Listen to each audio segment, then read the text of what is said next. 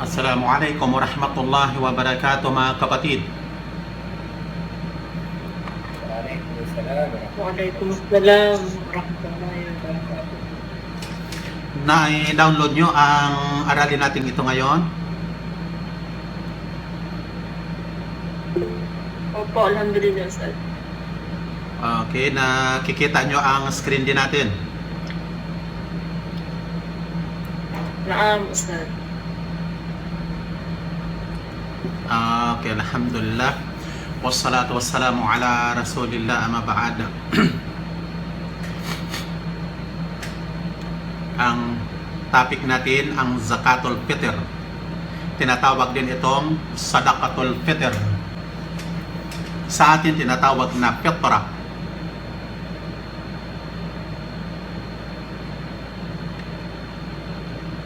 Narito ang mga masala na inshallah na tatalakayin natin sa araling ito. Una yung kahatulan, ano ang hukom at dalil. Pangalawang masala, mga kondisyon nito at kanino inobliga.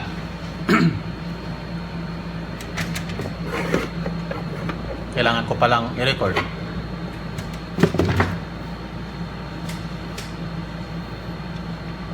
Pangatlo, ang hikmah sa pagkaobligado nito. Hikmah, bakit ito inobliga? Ikaapat, ang obligadong sukat ng zakat at ano ang dapat na ibigay. At ang panghuli, oras ng pagkaobligado nito at pagbibigay. Kailan ito naging obligado at kailan ito ibinibigay.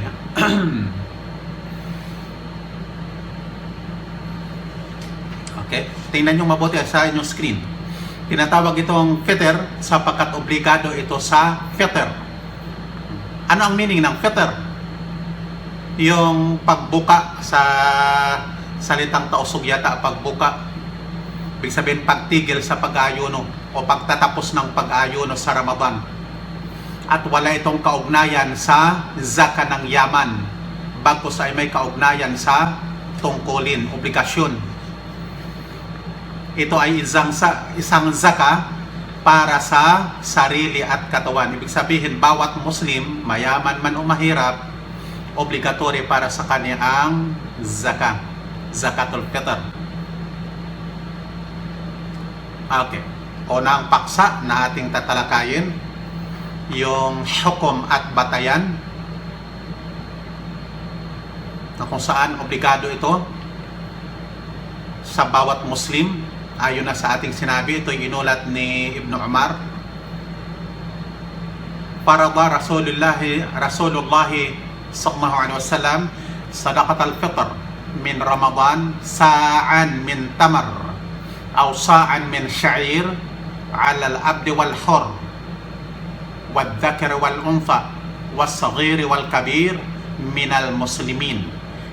Inobliga ng sugo ni Allah ang zakatul fitr sa Ramadan na isang salop. Ang sa katumbas siya ng salop sa atin. Pero sa ngayon, din yata gumagamit ng salop sa atin kasi kilo-kilo na lang. Noong unang panahon, ang mais, ang palay, pati yung asukal, sinasalop yan. Pero sa ngayon ay kilo-kilo na lang. Isang salop na datilis, ang datilis yung dates, o isang salop na sibada. Ang sibada na ito, isang ori iyan ng trigo. Okay, para daw sa alipin, obligado sa alipin at malaya. Lalaki man o babae, bata at matanda na mga Muslim. Okay, yan ang hukom, obligado at dalil. Okay, ang pangalawang paksa, mga kondisyon nito at kanino inobliga. Okay? Obligado ang zakatul fitr sa bawat Muslim, matanda, bata, lalaki, babae, malaya o alipin na ating nabanggit. At ito ay ayon sa hadith na ating binasa na inulat ni Ibn Umar. Kanais-nais, mas mainam na magbigay nito para sa isang batang binubuntis pa lamang. Halimbawa, hindi pa ipinanganak. Na kung saan, mas mainam daw kapag sa mga buwan ng pagbubuntis na kung saan, ayon sa hadith ay nahipa na sa binubuntis ang kaluluwa nito. At ito ay kapag umabot na ng sino-sino nakakaalam, ilang buwan? Pakisagot.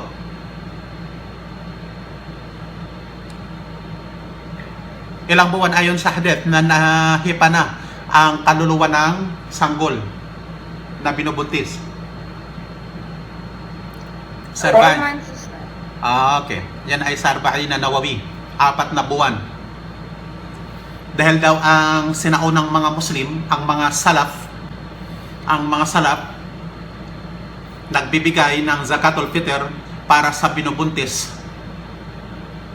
Ito ay inulat ni Uthman at iba pang mga sahaba. Obligado ang pagbibigay nito sa taong may tungkulin, yung taong mayroong obligasyong gumugol o tumustos sa bata. Halimbawa sa nanay o tatay o mag-anak, gayon din sa alipin. Ang alipin kunyari, kaso ito noong unang panahon pa, obligado sa kanyang amo ang pagbibigay ng zaka para sa kanyang alipin ayon sa salita ng propeta. Ito yung dalil. Laysa fil abdi sadaqa illa sadaqatul fitr. Ibig sabihin, hindi obligatory para sa alipin ang pagbibigay ng zaka na atin ang natalakay noong una nating aralin. Okay, maliban lamang sa zakatul fitr.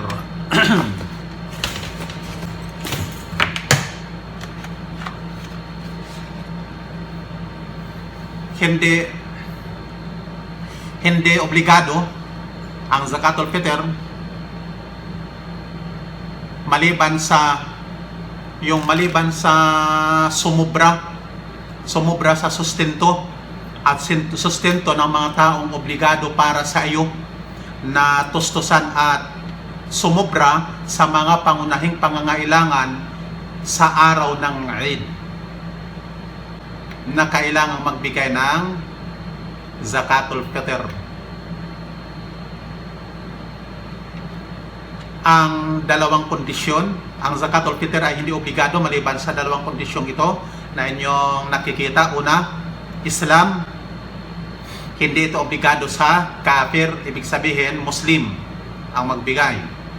Pangalawa, mayroong sobra sa sustentong pagkain at sustento ng pamilya at mga pangunahing pangangailangan sa araw ng Eid at gabi ng Eid.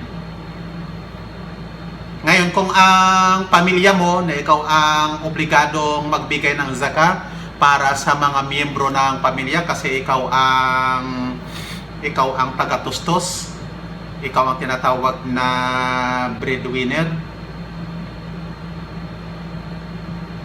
Okay, kung walang sobra sa pangangailangan ng iyong pamilya sa araw ng Eid at gabi ng Eid, hindi obligado para sa iyo ang pagbibigay ng zakatul fitr. Dadako tayo sa ikatatlo, ang hikmah sa pagkaobligado ng zakatul fitr. Kabilang po sa mga hikmah o karunungan sa pagkaobligado ng zakatul fitr ay ang mga sumusunod. Una dyan, ito yung mga dahilan o mga karunungan. Una, pagdadalisay ng nag-aayuno. Ito yung pagdadalisay mula sa anumang mga pagkakamali niya sa pag-aayuno. Nakagaya halimbawa sa mga tinatawag nating kabalbalan at kahalayan sa araw ng pag-aayuno. Ang ikalawa dyan, upang hindi manghingi ang mga mahihirap at dukha sa araw ng Eid.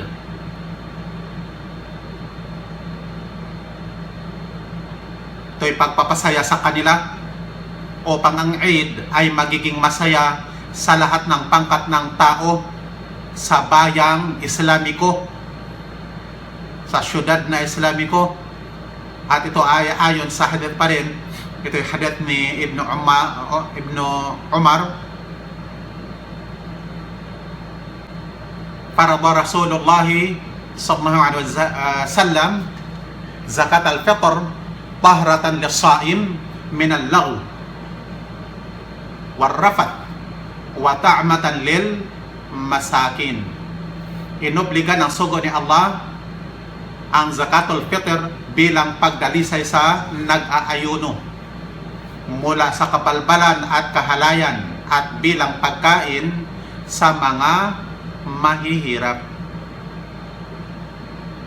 Ang pangatlong hikmah, ito ay paghahayag ng pasasalamat sa biyaya ni Allah para sa alipin na natapos niya ang pag-aayuno sa buwan ng Ramadan at ang pagtiyam, yung ating tarawih at paggawa ng nakayanan niyang mga mabubuting gawa sa mabiyayang buwan ng Ramadan.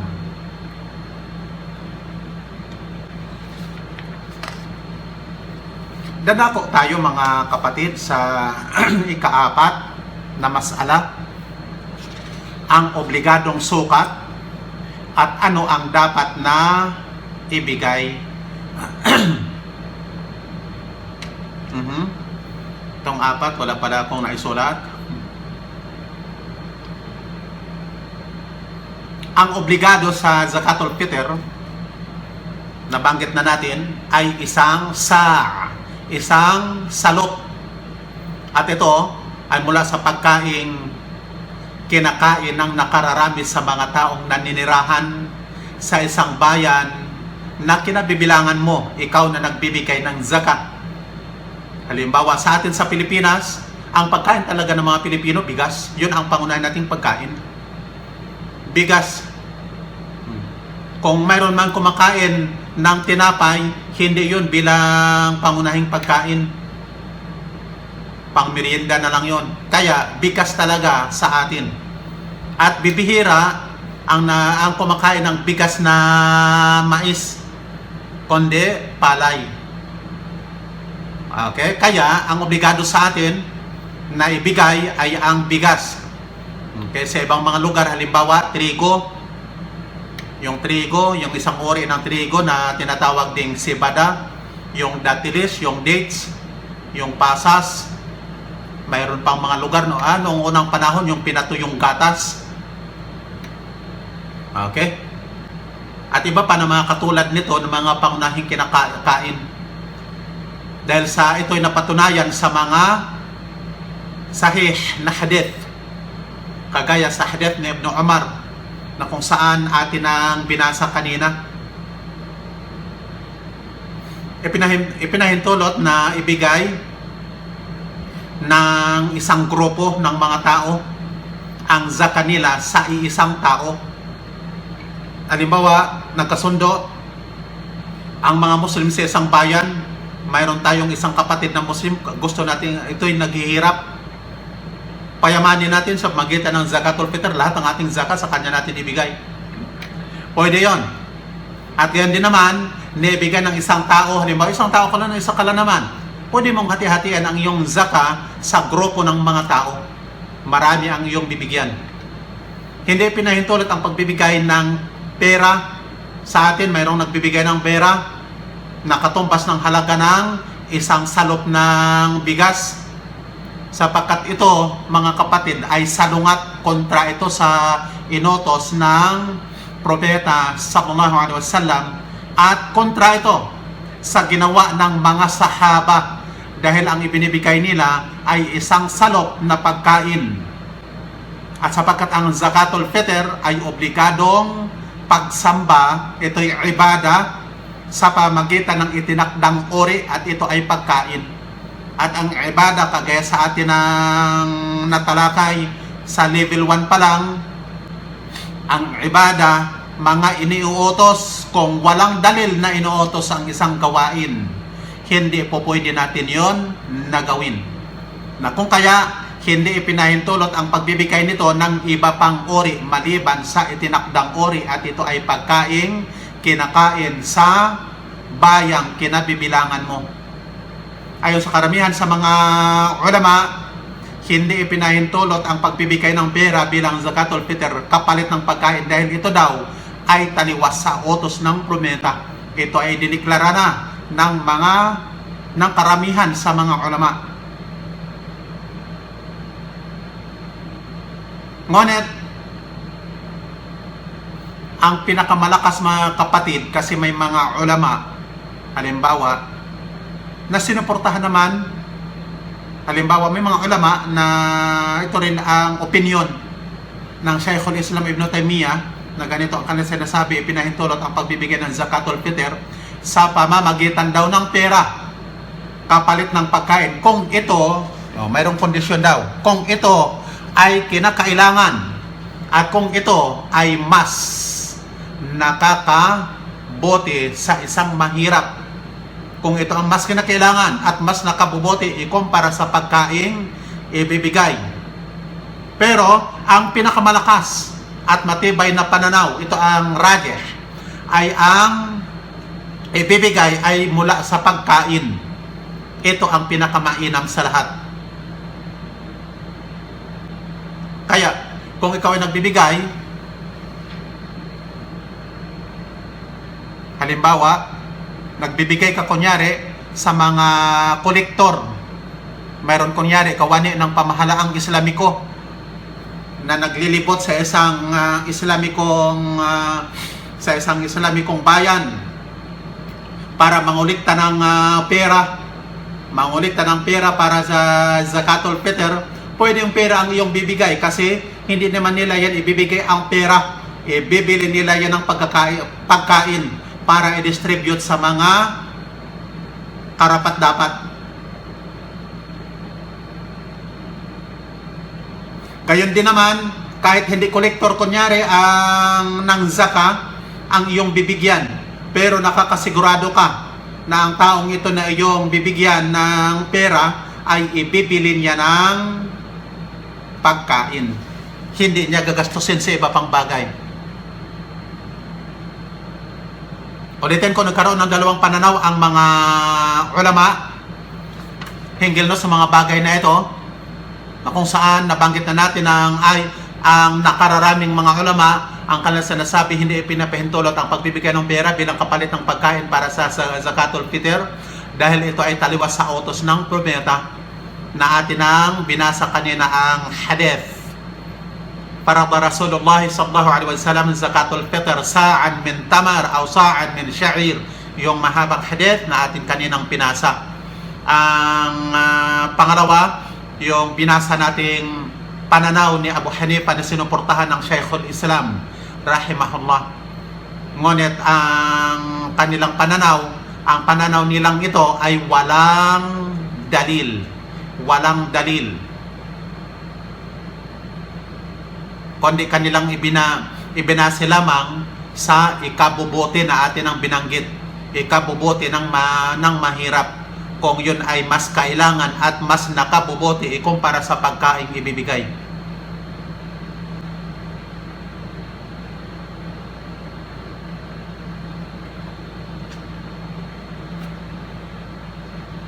Okay. Ang dahilan sa pagbibigay ng zakatul fitr, binanggit ng propeta ang dalawang dahilan, yung atin ang nabanggit kanina, yung pagdadalisay sa pagkayano at pagkain sa mga mahihirap.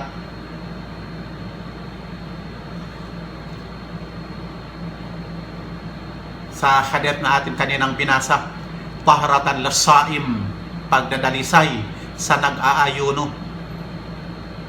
At dito mismo sa hadith na ating binasa kanina, nasaan yung hadith? Dito sa hadith na itong binasa natin kanina, tahratan lis-saim min al-lagwi wal-rafath wa ta'matan lil masakin. Ang panghuli dyan, ta'matan lil masakin, pagkain sa mga dukha. Nilinaw dyan sa hadith na pagkain, mas angkop ang pagbibigay ng pagkain kung sa atin kailangang bigas kaysa sa pagbibigay ng pera. Nilinaw dyan sa hadith mismo na pagkain. Mayroon ding ulat na sinabi daw ni Abu Sa'id al-Khudri na kanya sinabi sa pagkakasalin sa ating salita.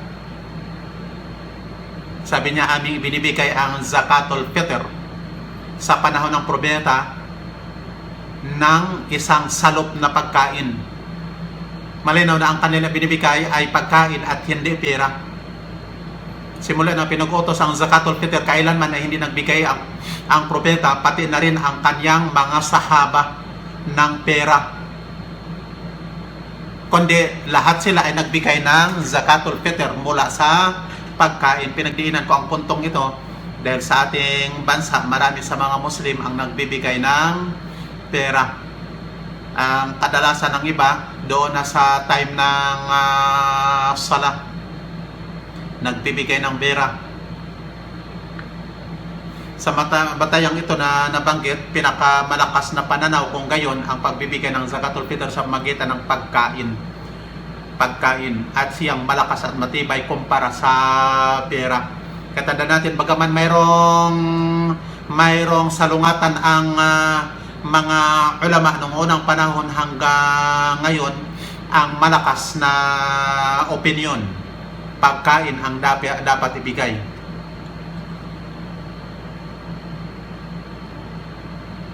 Mayroon pang isang paksa, mga kapatid, bago tayo dadako sa ang oras ng pagka-obligado.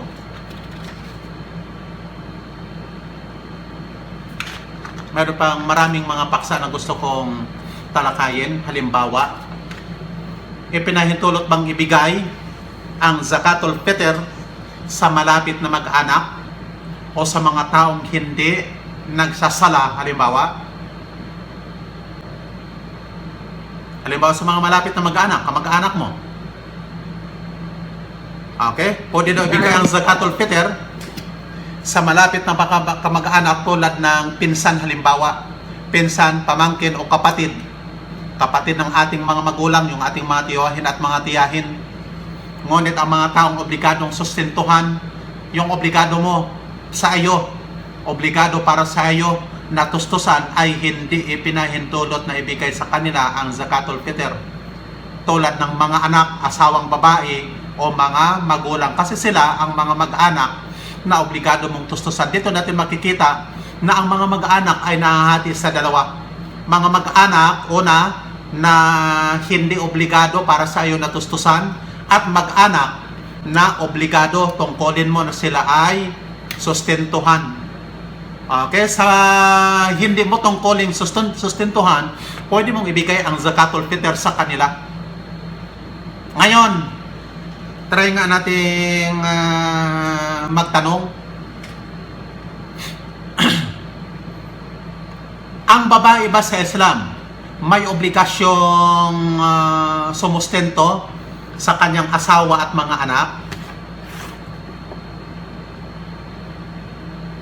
O hindi lang? Hindi. Okay. Ngayon ang tanong, sunod na tanong. Kung gayon, ang isang babae, pwede bang magbigay ng zakatul fitr sa kanyang mga anak at asawa? Pwede. Okay. Kaya, kung ang babae, kunyari, may mga mag-asawa na ang babae ay mayaman, ang lalaki ay dukha. Bagaman mahirap ang lalaki, obligasyon pa rin ng lalaki ang pagsustento sa pamilya. Walang obligasyon ang babae.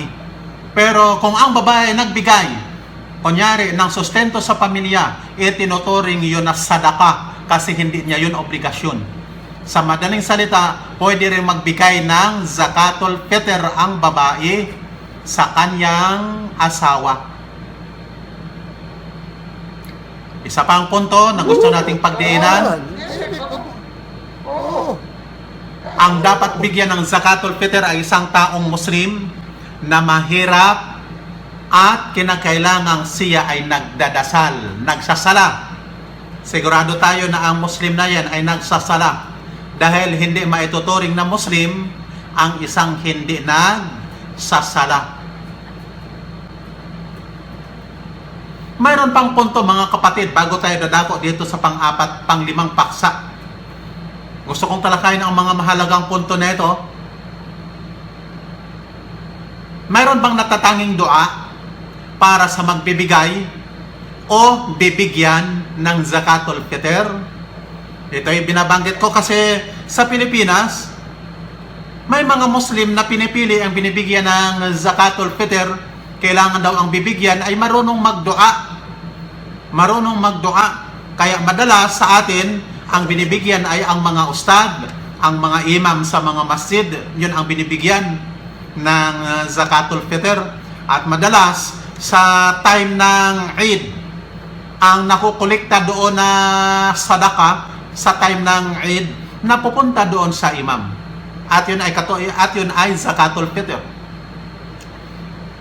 Sa atin, kapag bibigyan daw ng zakatul fitr, kailangan ang tumanggap ay mayroong natatanging dua. Lalong-lalo sa atin sa Mindanao, kaya karaniwang ibinibigay ng mga taong zakatul fitr, binanggit ko na kanina, sa mga ustad at imam at sa mga Muslim na dapat ay marunong daw na marunong tumanggap ng fitra, dahil ang pagtanggap nito ay mayroong natatanging dua. Kaya mga kapatid, wala pong natatanging dua hinggil dito, bagkus maaari po na magdua ang binigyan ng kahit anong dua na kanyang nakikitang mainam, at maaari niya itong isagawa kahit sa sariling wika. Bagkus ang dua, mas mabuting magdua tayo sa sarili nating lingwahe para ang khusyu' ay naroon sa dua, hindi yung mga dua na memorya. Maliban doon sa mga dua at mga zikir na inirekomenda ng propeta na isinasagawa natin araw-araw sa umaga at hapon na mga dua. Siya nga po pala mga kapatid, tungkulin ng isang Muslim, umaga at hapon, mag-recite ng mga dua sa araw-araw. Dua at mga zikir na inirekomenda ng propeta sallallahu alaihi wasallam. Ito yung mga tinatawag na mga ma'thurat. Bawat isa sa mga dua at mga zikir na ito, binanggit ng propeta Muhammad sallallahu alaihi wasallam ang mga kabutihan, kinabangan. Balik tayo, ulitin natin. Mas mainam na magdua sa sarili nating lingwahe. Sariling lingwahe, anumang uri ng dua. Pero hindi obligatory na magdua ang nabigyan ng zakatul fitr. Pero mas mainam. Kasi binanggit na ng propeta na kapag mayroong taong gumawa ng pabor para sa iyo, mas mainam na suklian mo ang kanyang pabor, o kaya sa pamagitan ng pasasalamat, o kaya sa pamagitan ng pagdudua. Okay, ngayon dadako na tayo sa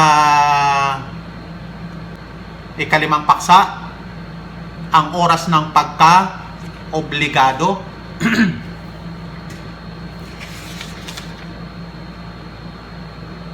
Kung saan obligado ang zakatul fitr sa paglubog ng araw sa gabi ng Eid. Siya nga po pala, baka malito kayo. Pag sinabing gabi ng Eid, sa Islamic calendar,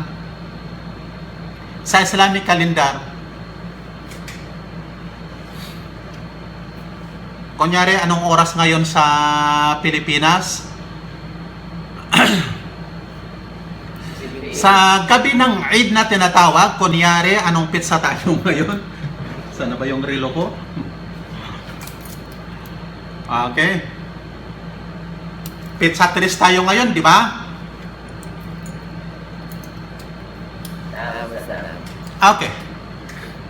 Ang gabi ng araw ng Saturday na ito, ang gabi ng araw ng Saturday, ito yung gabi ng Friday. Kung sa atin, sa Gregorian calendar. Ang tinutukoy dito na gabi ng Eid, kunyari, ang gabi ng Eid, ang Eid kunyari ay Saturday, Saturday ang Eid. Ang gabi ng Eid na tinutukoy dito ay ang gabi ng Friday sa Gregorian calendar. Kaya ang obligadong oras sa pagbibigay ng Zakatul Fitr sa paglubog ng araw sa gabi ng Eid. Sa gabi ng Eid. Kapag kinabukasan noon ay Eid na, sapagkat ito ang oras ng pagtigil ng pag-aayuno sa Ramadan. Okay? Mayroong dalawang oras ang pagbibigay nito. Okay? Okay, may dalawang oras.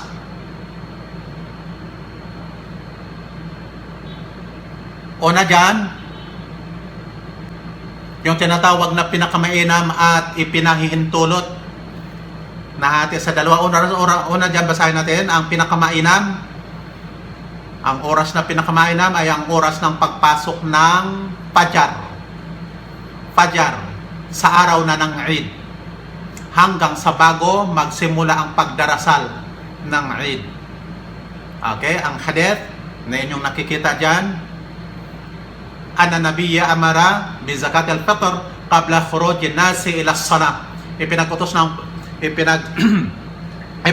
ng propeta ang pagbibigay ng zakatul fitr bago pa lumabas ang mga tao tungo sa pagdarasal. Ang oras, ngayon, dito tayo sa ang oras, yung oras na ipinahihintulot. Ito ang oras na pahintulot ay isa o dalawang araw bago ang Eid. Ayon sa ginawa ni Ibn Umar at iba pang bukod sa kanya na mga sahaba. Okay? Kaya hinatin natin dyan sa pinaka-mainam at oras na ipinahihintulot. Tanda natin, ang ipinahihintulot ay isa o dalawang araw bago ang Eid. Ngayon, hindi ipinahihintulot ang pagpapaliban nito sa pagdarasal ng Eid. Kung ito'y ipinagpaliban, ito'y magiging karaniwang sadaka. At nagkakasala sa pagpapalibang ito ayon sa salita ng propeta. Man adaha qabla salah fahiya zakatun maqbula wa man adaha ba'da salah fahiya sadaqah minas sadaqat. Ang sinumang nagbigay nito bago ang pagdarasal, ito ay tanggap na zakat. Okay? Zakatul Fitr. At ang sinumang nagbigay nito pagkatapos ng pagdarasal, ito ay magiging karaniwang sadaka. Magiging karaniwan siyang kawanggawa.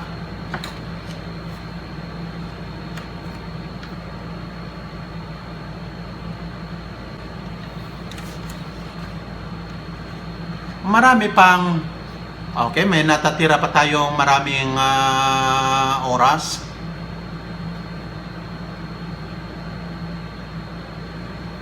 Mayroon pang marami mga kapatid na mga gawain tayo sa ating bansa. Gusto ko munang talakayin ang ilan kasi marami pa naman tayong natitirang oras. Kaya sa sinabi ko, ang paksang Zakatul Fitr ay maiksi lamang. Karaniwan sa atin, kapag kinabukasan ay may mag-i-Eid na, gayon din naman sa pagsisimula ng Ramadan. Pagsisimula ng Ramadan, kinakailangang mayroong mga espesyal, mga natatanging paliligo. Gayon din naman sa pag-i-Eid, may mga natatanging paliligo. At kinakailangang may natatangi din na niya. O tinatawag nilang mayroong ano ba ang naway ito? O ano ba ang usali? Yan ang kuminsan tinatanong ng marami sa mga kapatid natin. Ano ba ang naway ito? Ano ba ang usali? Ang tinutukoy doon, ano ba yung mga binibigkas na mga niya? Napag-aralan na natin na ang mga niya na ito hindi binibigkas, kundi ito ay gawain ng puso. Kung kailan ka nagkaroon ng plano, kung kailan sumagi sa isip mo na gawin ang isang bagay, yun ang original na niya. Kaya mas mainam kapag darating na ang kinabukasan na ang Eid, okay? Maligo ka lang, magdasal ng Eid. Walang ibang mga special na mga nawaito o usali. Walang katuruan sa Islam na pagbigkas halimbawa ng nawaito o kaya usali sa lahat ng ibada, sa lahat ng ating mga ginagawang mga ibada. Kung tutusin, magpahanggang ngayon ay marami pa rin tayong mga kapatid ang nagtatanong kung ano ang bibigkasin na usali. At karaniwan sa mga nakararami talaga sa lugar ng mga Muslim sa time ng Eid, ididikta pa ng imam, makinig, ganito ang usali natin, ganito ang ating sasabihing nawaito. Dinideklara talaga yan, maging ng imam. Ang mga ito ay nakasanayan na rin ng ating mga kapatid. Ito ay mga bid'ah. Kaya karaniwan na lang sa mga kapatid nagtatanong, ano ba ang bibigkasin na usali sa dasal ng Eid? At ano naman ang bibigkasing nawaito? Ano naman bibigkasing nawaito sa paliligo ng Eid? Mga kapatid, tandaan natin na ang katuruan ng Islam ay napakadali. Hindi ito mahirap. Ngunit ang mga Muslim na walang alam kasi at masyadong relihiyoso. Masyadong relihiyoso pero kulang ng kaalaman. Kung relihiyoso tayo, dapat natin palaguin ang ating kaalaman. Napakadali ang ating relihiyon, pero may mga kapatid tayo na nagpahirap sa sarili sa pamagitan ng pag-imbento ng mga bagay na wala naman sa ating relihiyon. Kung totoo si mga kapatid, ganito katoso ang patibong ng syaitan. Natuto yata ang syaitan na ito ng teknik ng Aikido. Siguro karamihan sa ating mga Pilipino, no? Mayroong alam sa martial arts. Yung style kasi ng Aikido na binanggit ko, na sa prinsipyo kasi ng Aikido na huwag mong salungatin, huwag mong salubungin ang lakas ng kalaban, bagkus ay gamitin mo ang lakas niya upang siya ibagsak. Bakit ko nabanggit yan mga kapatid? Gusto ko lang paalala sa bawat isa sa atin na ang prinsipyo ng syaitan na pigilan ka sa pagsunod sa Islam, yan ang kanyang prinsipyo. At kung hindi kanya mapigilan sa pagsunod mo sa Islam, kasi reliyoso ka, ay lalo kaniyang anong gagawin niya sa'yo? Kung hindi kanya mapigilan na sumunod sa Islam, ay lalo kanyang itulak. Hindi ka mapigilan, itulak na lang kita na lalong sumunod. Itulak kaniya na maging relihiyoso para anong mangyari? Itulak kanya maging relihiyoso. Ang problema, may dagdag. At ang karagdagan nito, ito ngayon ang bid'ah. Sa tuwing magsasagawa ng sala, ay magpapasok sa ulo ng usali, tulad ng usali parda o kaya usali sunnata at marami pang ibang mga usali o mga niya. Sa tuwing bigkasin halimbawa yung sahur, pagkain ng sahur, mayroong natatanging i-recite. Halimbawa, kailangang ididikta pati sa mga anak, ito ang ating nawaito sauma kadin hadhihi sana. Kaya din sa tuwing maliligo, sambitin ang nawaito ghusl al-jum'a o kaya ghusl al-eid at marami pang iba. Dahil sa tulak ng demonyo sa mga relihiyosong kulang sa kaalaman, sumubra na rin ang pagkarelihiyoso nila. Ang problema naman sa mga baguhang gustong sumunod sa Islam, ito ang gusto kong pagdiinan mga kapatid. Sa mga baguhang gustong magpakarelihiyoso, iisipin naman nila na napakahirap parang maging isang tunay na Muslim. Napakahirap kasi maraming obligasyon, napakaraming dapat isaulo, napakaraming dapat memorya na usali at saka nawaito sa iba't ibang mga ibadat. Napakarami. Kinakailangan mong memoryahin at kinakailangan ingat ka. Baka binanggit mo ang isang nawaito o kaya ang isang usali, yun pala ay hindi pala yun ang kanyang kinalalagyan. May mga ganun pang mga kaisipan. Wag mong banggitin ang kwan na yan. Wag mong gamitin ang niya na yan kasi masisira ang iyong pag-aayuno. Mayroong mga ganun pang mga kaisipan sa atin. Kaya tuloy, napakaraming mga ibada ang hindi na isasagawa dahil sa iniisip ng ilan na napakaraming isa sa ulo na niyat at usali na itinuro ng iba na wala namang batayan mula sa katuruan ng Islam. Sapat na po mga kapatid ang hangarin kagaya na sa aking sinabi at hindi na kailangan ang pagbibigkas ng niyat at lahat ng gawaing ibada. Ang tunay na niya mga kapatid, kung kailan pumasok sa isipan mo, yun ang niya. Kunyari, narinig mo ang adan. Okay? Dahil narinig mo ang adan, magwudo ka. Bakit ka nagwudo? Kasi mayroon ka ng niya na magsala. Pagdating sa masjid, hindi ka na kailangang magbigkas ka pa ng mga niya. Marami tayong napapansin ng mga Muslim. Paulit-ulit na tinataas ang kamay. Allahu Akbar. Ulitin na naman. Kasi sinasabi nilang hindi talaga pumasok ang niya. Ulitin na naman at i-reset na naman ang niya. Kahit sa time na ang jamaa ay nakayukod na nararapat sa kanya na sumabay na sa pagyukod. Kaso nga lang, hindi pa nakapasok ang niya na kanyang nire-recite. Yun ang mga bid'ah. Kapag hangarin mong magdasal, mayroon ka ng niyang magdasal, ay umpisahan mo na ito sa pamagitan ng pagsambit lang ng Allahu Akbar, diretso na. Kasi ang orihinal na niya noon, sa bahay ka pa, nang ikaw ay nagwudo, mayroon ka ng niya. Alam mo kung nais mong kakain ng sahur, ay umpisahan mo rin ito sa pagsambit ng Bismillah, diretso na, walang iba pang mga niya. Kapag gusto mong maligo, dahil sa junob, halimbawa, junob, o kaya sunna na paliligo, ay bigkasin mo ang Bismillah. Gayon din naman ang pagwudo, diretso na. Ganyan kadali mga kapatid at huwag na nating gawing pahirap ang Islam at huwag na tayong mag-invento ng iba't iba pang mga ritual na ating maaring nakagisnan. Ang pagbigkas ng niya ay hindi kabilang sa pamaraan ng propeta. Tandaan natin, wala itong dalil. Kaya ito ay bid'ah. Kasi lahat ng walang dalil ay haram sa mga ibadat. At kapag konektado sa muamalat, kapag walang dalil, ano ang hukom? Banggitin ang kung sino ang mauna. Kung maalala nyo sa level 1. Sa mga muamalat, kapag walang dalil, ano ang hukom?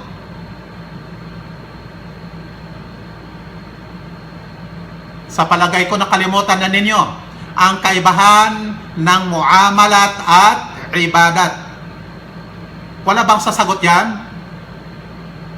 Sa mga muamalat, kapag walang dalil, ang hukom ay ano? Haram o halal? Mukhang walang sumasagot ah. Haram, Ustad. Haram po. Ano ba talaga? Haram o halal? Haram. Haram, Ustad.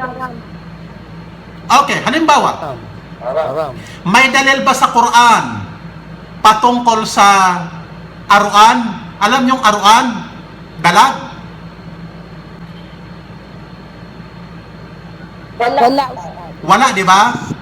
O, kung dahil sa walang dalil Ustad. patungkol sa dalag, kung gayon ang dalag, haram ba o halal? Halal. Halal. Katanda natin, ang mga muamalat kapag walang dalil ay halal. Halal. Sa mga ibadat, kapag walang dalil, ano? Bid'ah. Bid'ah. Bid'ah. At yun ang mabigat na haram. Na kung kaya, ang mga bid'ah na ito, dahil sa walang dalil, ibinilang ito ng nakararaming mga ulama sa Islam na pinakamalaking haram. Bid'ah. At ayon sa hadith ng Propeta sallallahu alaihi wasallam, man amila amalan laysa alayhi amruna fahuwa rad. Ang sinumang gumawa ng gawaing pagsamba na hindi naayon sa aming gawain ay walang kabuluhan, walang saysay, hindi katanggap-tanggap o ibabalik sa kanya. Sa isa pang hadith, Wa kullu bid'atin dalala wa kullu dalalatin finnar. Ang bid'ah, ang anumang mga inimbento ay bid'ah, at lahat ng inimbento ay ligaw, at lahat ng mga ligaw ay patungo sa impyerno. Okay mga kapatid,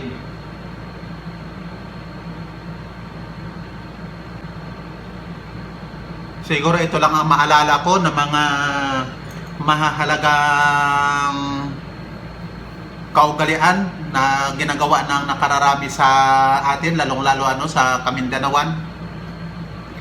Atensyon lang, kung mayroon pa kayong mga karagdagang mga katanungan, pakipaski lang sa ating group chat.